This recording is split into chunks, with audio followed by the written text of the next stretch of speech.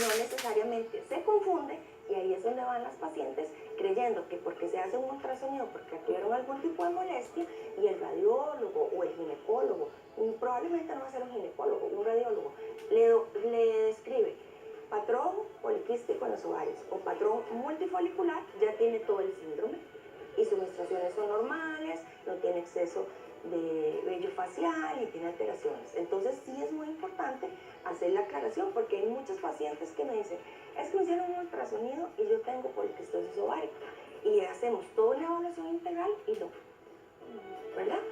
No, sus menstruaciones son regulares, no tiene ninguna alteración clínica. Entonces el síndrome, cuando hablamos de síndrome, es un conjunto de criterios diagnósticos, no solo, y la poliquistosis, que se ve por ultrasonido, es uno de los criterios que vamos a valorar.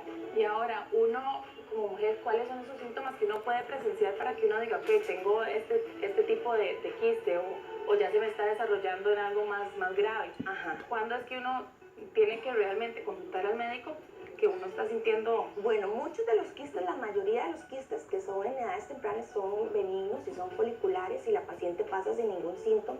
La mayoría muchas veces lo que hizo fue un ultrasonido, se hizo un hallazgo incidental. Pero si la paciente empieza con alteraciones del ciclo menstrual, mi ciclo era cada 26, cada 28 días y ahora empecé que me viene cada mes y medio, cada 2 meses o cada 25 días, siente una molestia cuando tiene una relación sexual, cuando hace ejercicio, ¿verdad? Muy puntual, como muy localizado, ahí podríamos valorar que la paciente tenga un quiste.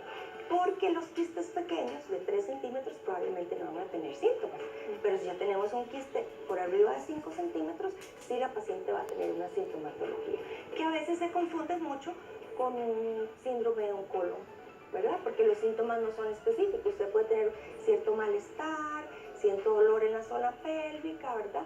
Pero una de las características que puede ser es que si tenga alteración del trastorno y del patrón. Normalmente tiene un patrón de 28 días y este mes no me vino 30 días, me vino 35 días, me vino 60 días, entonces ahí hay que valorar. Puede ser que aparezca en un ovario o puede ser que aparezca solamente o en los dos. Exacto, la mayoría, digamos, que son los benignos, que son los quistes foliculares, casi siempre solo son en un ovario, ¿verdad? Esos quistes, el mecanismo, lo que produce ahí casi siempre es que hay un problema hormonal cuando el que no produjo la ovulación. Cuando un quiste llega a medir más o menos 2 centímetros, un folículo, manda una señal al cerebro y el cerebro suelta una hormona que se llama LH, que es la que se da en ovulación. Pero si hay un problema hormonal, no se da la ovulación. Y ese folículo no se rompió y ya se puede formar un quiste. La mayoría de los quistes foliculares resuelven solos en 60 días y solo son de un ovario. Pero si tenemos un problema de fondo que es hormonal, probablemente dentro de 2 o 3 meses va a volver a presentar. Y una vez detectado, ¿hay algún tipo de tratamiento?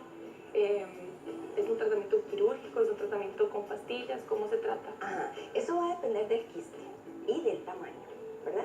Porque como les mencionaba, si es un quiste folicular, que lo que hubo fue un problema hormonal, hay que ver si es transitorio, aumento de peso, increíble, ¿verdad? Uno le pregunta a las pacientes, sí, yo tenía la menstruación normal, ¿usted aumentó de peso? Sí, doctora, aumenté 10 kilos en un mes y medio. Entonces, ese cambio podría producirme un síndrome de anovulación temporal. Pero si ya es un problema de alteración hormonal de fondo, entonces hay que hacerle toda una valoración a la paciente, porque si tiene una alteración hormonal, yo tengo que tratarla. Si es un quiste folicular, le doy una vigilancia, si en 60 días no resuelve, o el quiste empieza a aumentar y llega a medir más de 5 centímetros, ahí habría que hacer el tratamiento quirúrgico. Estábamos viendo en imágenes, doctora, también la diferencia entre un ovario normal y un ovario con quiste, ¿verdad? Incluso puede doblar el tamaño del mismo ovario. Exactamente. Los ovarios, inclusive los quistes grandes, ¿verdad? Los foliculares pueden llegar hasta medir hasta 5 o 8 centímetros.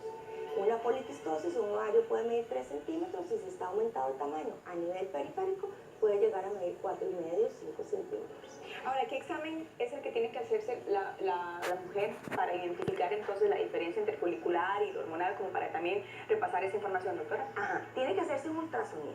Un ultrasonido es el gold estándar. Y lo más importante, ojalá se la pudiera hacer un ultrasonido vaginal. Si la paciente no pudiera, pues un ultrasonido pélvico vía abdominal. Dependiendo de las características que yo vea en ese ultrasonido, que la cápsula sea lisa, que el contenido solo sea líquido, que no tenga partes sólidas dentro del ovario, yo podría valorar y darle tiempo de decirle la edad de la paciente, como les dije, ¿verdad? La forma integral, ha tenido algún otro trastorno. Puedo decirle, la veo en 2 o 3 meses para ver si el folículo resolvió.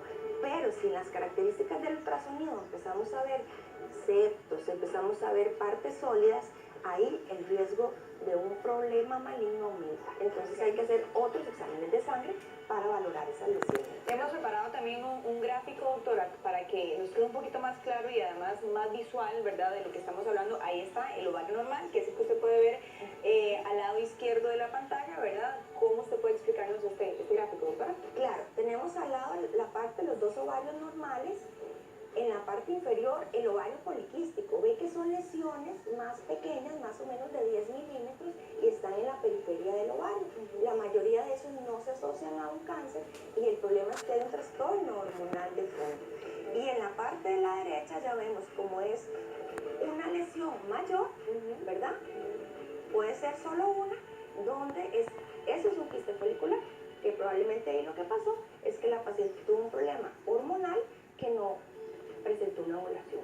La anovulación, que es no ovular, lo vamos a tener muy normal cuando las chicas se hacen adolescentes y cuando vamos hacia la menopausia. Porque hay problemas hormonales cuando ese eje madura y cuando ese eje ya empieza a ir hasta su periodo de menopausia. Entonces, en esos dos periodos es donde vamos a tener más lo que es la anovulación, ¿verdad? Doctora, ¿hay manera de prevenir que se